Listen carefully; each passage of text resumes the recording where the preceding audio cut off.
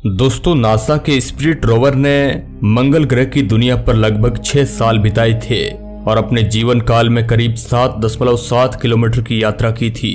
और अपनी यात्रा के दौरान इस अंतरिक्ष मुसाफिर ने कई परेशानियों का सामना किया और अपने जीवन काल में इसने मंगल ग्रह से हजारों तस्वीरों को पृथ्वी पर भेजा और कई महत्वपूर्ण खुलासे किए, जिसने वैज्ञानिकों के मंगल ग्रह को देखने का नजरिया ही बदल दिया। तो दोस्तों, आज की इस वीडियो रिपोर्ट में हम स्पिरिट रोवर की पूरी यात्रा को रियल फुटेज के साथ करने वाले हैं, जहां हम एक भी एनिमेशन का प्रयोग इस वीडियो में नहीं करेंगे, बल्कि पूरा का पूरा रियल फुटेज आपको दिखाएंगे। आज के इस वीडियो का लाइक टारगेट 30,000 है। तो चलिए, आज के इस वीडियो में हम 6 साल लगातार मंगल ग्रह पर बिताते हैं और महसूस करते हैं मंगल ग्रह की दुनिया को। हेलो दोस्तों, मैं हूं आपका दोस्त सुरेश सांचोरी। आप रहस्य टेलीविजन यूट्यूब चैनल देख रहे हैं। हमारी यात्रा की शुरुआत होती है 4 जनवरी 2004 से। स्पिरिट रोवर मंगल ग्रह की सतह पर एक जोरदार धमाके के साथ गिरता है। फिर इसके बाद यह रेस्ट में आने से पहले अपने एयर बैग्स के साथ 28 बार बाउंस करता है। यह अपने टारगेटेड साइट गुस्सेव क्रेटर से 13 किलोमीटर दूर जाकर रुकता है। नासा की टीम इस जगह को अनौपचारिक रूप से कोलंबिया मेमोरियल स्टेशन नाम देती है। नासा की टीम इस जगह को यह नाम उन एस्ट्रोनॉट की याद में देती है जो साल 2003 में कोलंबिया हादसे में मारे गए थे।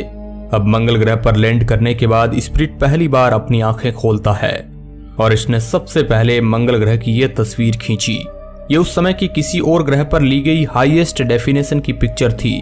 इसके बाद यह मिशन अगले कुछ दिनों तक सही तरीके से चलता है, लेकिन फिर अचानक कुछ बदलता है। तारीख थी 21 जनवरी। स्पिरिट अब मंगल ग्रह पर 17 दिन बिता चुका था और तभी अचानक नासा का इस रोवर से संपर्क टूट जाता है। लेकिन अगले ही दिन रोवर नासा को एक बीप का साउंड भेजता है। वह कंफर्म करता है कि उसे पृथ्वी से भेजा हुआ एक सिग्नल मिला है। इसके साथ ही यह भी बताता है कि उसके अंदर कुछ खराबी है। रोवर के इस सिग्नल से वैज्ञानिकों ने अंदाजा लगाया कि यह रिबूट लूप में फंस चुका है, जिसका मतलब था कि यह बार बार अपने आप बंद और चालू हो रहा है। नासा ने इस रोवर को इस हिसाब से डिजाइन किया था कि यह अपने आप रीस्टार्ट हो सके, लेकिन इस फॉल्ट के कारण वैज्ञानिकों को डर था कि रोवर इस खराबी के कारण अपनी पूरी एनर्जी खो देगा और ओवरहीटिंग के कारण काम करना बंद कर देगा। ये फॉल्ट इतना सीरियस था कि नासा अब लगभग ये उम्मीद छोड़ चुका था कि स्पिरिट मंगल ग्रह पर आगे बढ़ पाएगा।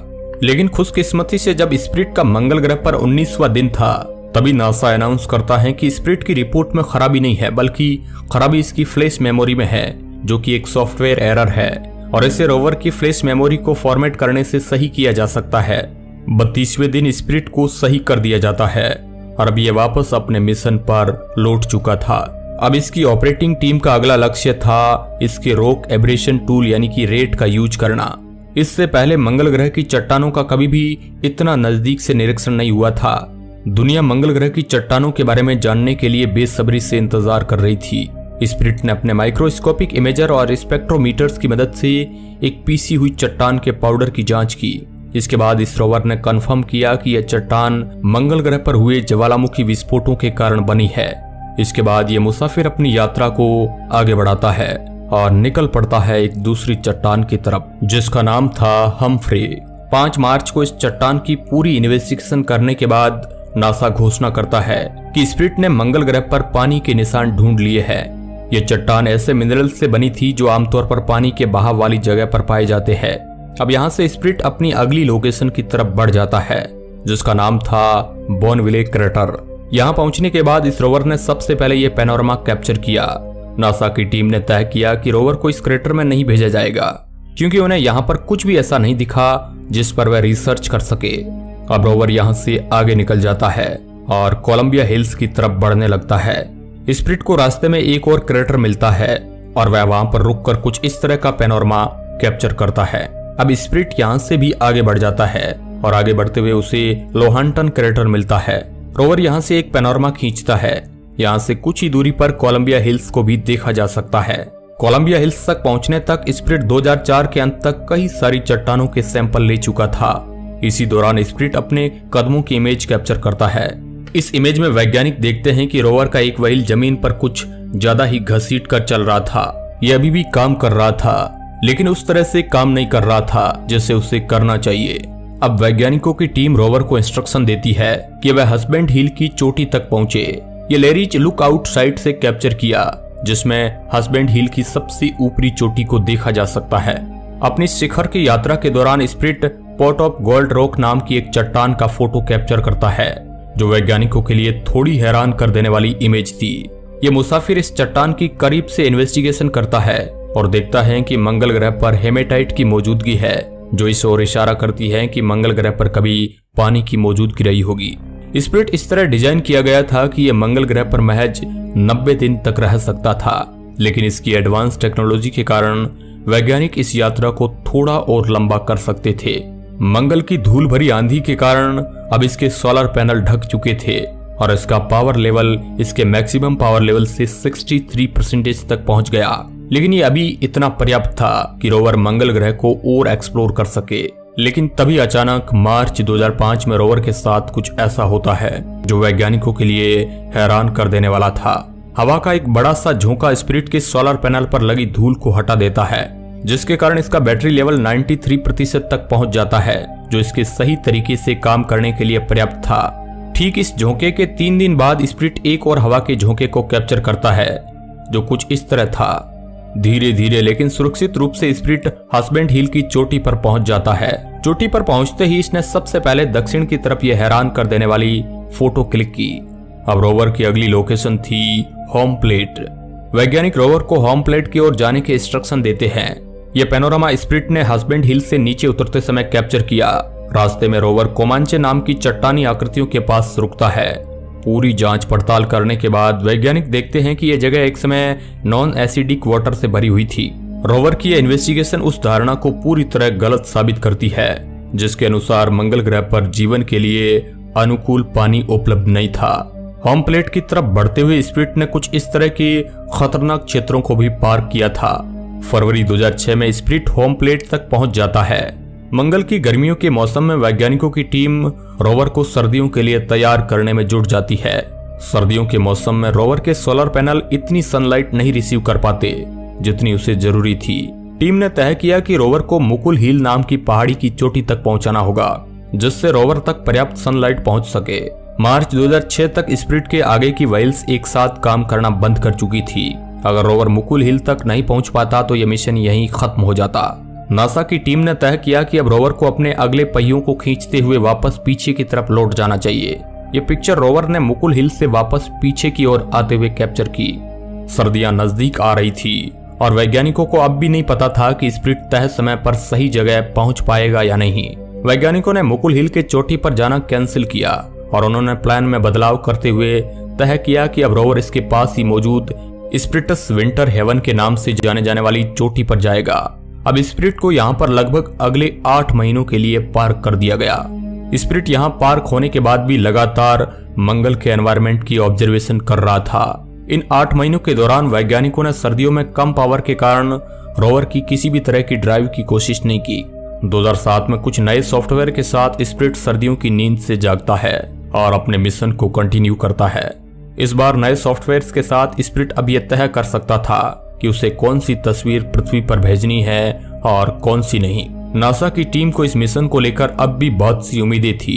रोवर के अगले पहिए अभी जमीन पर घसीट कर चल रहे थे, लेकिन फिर भी ये रोवर सही तरीके से काम कर रहा था। रोवर की अगली व्हील्स के कारण मंगल की जमीन से मिट्टी थोड़ी थोड़ी बाहर निकल रही थी। रोवर की यात्रा जारी थी। तभी अचानक नासा की टीम कुछ ऐसा देखती है जो हैरान कर देने वाला था। नासा की टीम देखती है कि जहां से रोवर अभी अभी निकला है वहां उसके पीछे कुछ सफेद पाउडर जैसा बाहर निकला है। थोड़ा निरीक्षण करने के बाद टीम ने यह देखा कि यह सिलिका है। सिलिका इस बात के संकेत देता था कि मंगल की धरती पर प्राचीन समय में कोई माइक्रोबैक्टीरियल लाइफ रही होगी। 2007 के अधिकतर समय में स्पिरिट रोवर होम प्लेट पे ही रहा। इस समय इसने होम प्लेट के वेस्टर्न एज से कुछ इस तरह का पैनोरामा कैप्चर किया। शुरुआत में तो इस पैनोरामा पर किसी ने खास ध्यान नहीं दिया, लेकिन आगे जाकर एक पॉपुलर वेबसाइट ने इस तस्वीर पर कुछ ऐसा देखा जिसने सबको हैरान करके रख दिया। इस पैनोरामा में एक जगह पर इंसान की तरह दिखने वाली एक आकृति दिख रही है। इसके बाद दुनिया भर में कई तरह के कयास लगाए गए। किसी ने कहा कि ये कोई एलियन है तो किसी ने कहा कि ये इंसानों की तरह कोई दूसरा जीव है, लेकिन इसके बाद वैज्ञानिकों ने इन सभी चीजों को नकार दिया और उन्होंने इसके पीछे का कारण बताया पैराडोलिया थ्योरी को, जिसमें कभी कभी हम इंसानों को किसी चीज के होने का भ्रम होता है। जून 2007 के एंड तक मंगल ग्रह पर धूल भरे तूफान आने शुरू हो चुके थे। 20 जुलाई तक आते आते स्पिरिट कम पावर के कारण सिस्टम फेलियर की प्रॉब्लम फेस करने लगा। स्क्रीन पर दिख रही दोनों तस्वीरों में से पहली तस्वीर उस समय की है जब मंगल ग्रह पर तूफान नहीं आ रहे थे और दूसरी तस्वीर इस जगह के तूफानों के बाद की तस्वीर है। दोनों में फर्क साफ तौर पर देखा जा सकता है। रोवर की इन मुश्किलों के बाद नासा एक निराशाजनक पब्लिक स्टेटमेंट जारी करता है। नासा कहता है कि हम अपने रोवर्स को इस तरह रूट कर रहे हैं कि वह इस तरह के तूफानों में सरवाइव कर सके, लेकिन वह कभी भी इस तरह डिजाइन नहीं किए गए कि वह इतनी खतरनाक परिस्थितियों में रह सके। इस समय असली प्रॉब्लम थी स्पिरिट का हीटिंग सिस्टम। इस रोवर को इस तरह डिजाइन किया गया था कि यह खुद को इंटरनली हीट करता था, लेकिन इन तूफानों के कारण इसके सोलर पैनल पर धूल जम चुकी थी। इस धूल के कारण यह इतनी एनर्जी जनरेट नहीं कर पा रहा था कि खुद को गर्म रख सके। लेकिन खुशकिस्मती से अगस्त तक आते आते ये तूफान कम हो चुके थे और अब स्पिरिट को इतनी हीट मिल रही थी कि वह खुद को एक सेफ लेवल तक गर्म रख सके। नासा ने तय किया कि जब तक ये तूफान पूरी तरह शांत नहीं होते तब तक रोवर को स्लीप मोड में रखा जाएगा। लेकिन 10 नवंबर तक आते आते ये तूफान वापस आने लगते हैं और इस बार रोवर की बैटरी एक क्रिटिकल लेवल तक पहुंच चुकी थी।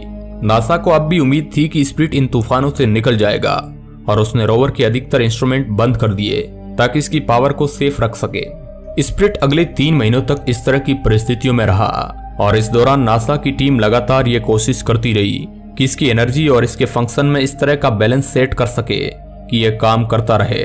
फरवरी 2009 में स्पिरिट को किस्मत का एक झोंका लगता है। एक हवा के झोंके के साथ इसके सोलर पैनल पर मौजूद सारी धूल साफ हो जाती है। अप्रैल 2009 तक आते आते इसकी और ज्यादा सफाई हो चुकी थी और अब इसकी पावर लेवल उस लेवल तक जा चुकी थी कि यह अपनी यात्रा वापस कंटिन्यू कर सके। लेकिन बदकिस्मती से जैसे ही नासा रोवर को वापस चालू करती है वैसे ही वह देखती है कि रोवर का एक व्हील मुलायम रेत में धंस चुका है। अब वैज्ञानिकों की टीम उस व्हील को निकालने में जुट जाती है। अपने इस मिशन को पूरा करने के लिए नासा पृथ्वी पर इसी रोवर के जैसा एक और अंतरिक्ष यान बनाती है और उसे भी इसकी सेम कंडीशन में रखा जाता है। ये रोवर गुरुत्वाकर्षण को बराबर करने के लिए स्पिरिट के मुकाबले थोड़ा लाइट वेट था। दुर्भाग्य से नासा की टीम अपने काम में असफल रहती है और रोवर वहीं फंसा रहता है। रोवर के एक जगह फंस जाने के कारण अब उसकी बैटरी भी धीरे धीरे कम हो रही थी और वैज्ञानिकों ने अनुमान लगाया कि मई 2010 तक उसकी बैटरी पूरी तरह खत्म हो सकती है। दोस्तों, रोवर के उस पहिए को वैज्ञानिक अभी भी निकालने में सफल नहीं हुए थे कि एक और नई मुसीबत आ जाती है।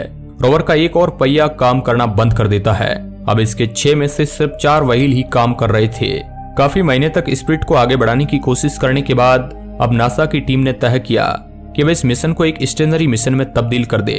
अब इस रोवर का काम था मंगल के रोटेशन को स्टडी करना, जिससे यह पता लगाया जा सके कि इसकी कोर में क्या है।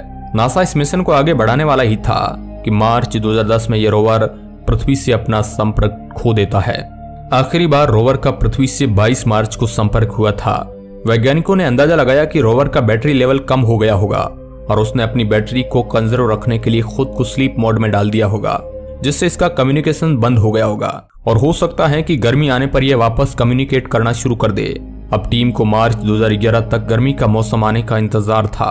1 साल तक लगभग 1300 से भी ज्यादा कमांड भेजने के बाद मार्च 2011 में नासा ने इस मिशन को ऑफिशियली पूरा मान लिया।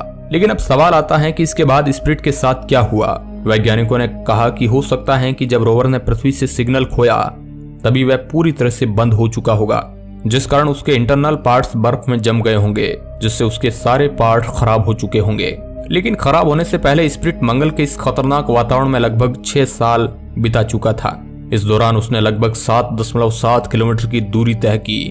दोस्तों, स्पिरिट की यात्रा का अंत तो हो गया, लेकिन उसका जुड़वा अपॉर्चुनिटी अभी भी मंगल ग्रह पर था। स्पिरिट के बाद मंगल के एक हिस्से को स्पिरिट स्पोर्ट नाम दिया गया।